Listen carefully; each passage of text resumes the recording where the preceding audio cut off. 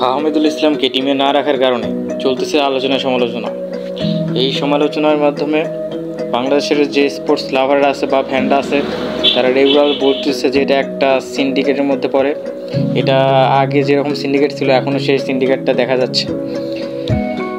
Coach Cabrera সে ফাহমিদুল ইসলামকে ট্রেনিংয়ে ডাকলেন, ট্রেনিং করলেন, এতদিন সৌদি আরবে কন্ডিশনিং ক্যাম্প করলো সে, এবং ফাহমিদুল ইসলাম যে ম্যাচটি খেলছে সেই ম্যাচটিতেও সে দুর্দান্ত পারফরমেন্স করছে, হ্যাটট্রিক করছে। তবুও কোচ তাকে দলে জায়গা দেয়নি। জায়গা না দেওয়ার কারণ হিসাবে কোচ বলতেছে তার বয়স অল্প।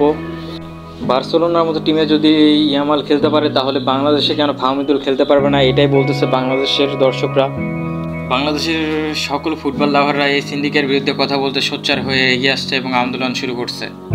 শুধু ফাহমিদুল ইসলামই না, এর সাথে আনিসুর রহমান জিকো, জীবন, এদের মতো প্লেয়ারদেরও কোচ ভালোভাবে একটা ট্রিট করেনি এবং তাদেরকে টিমে রাখেনি।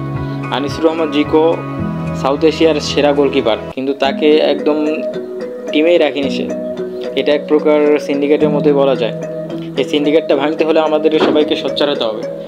বাংলাদেশের যে ফুটবল লাভাররা আছে তারা যদি সকলে একত্রিত হয়ে এটার বিরুদ্ধে কথা বলে তাহলে ইনশাল্লাহ এই সমস্যাটা বা এই সিন্ডিকেটটা ভেঙে ফেলা যাবে, আমরা এটাই মনে করি।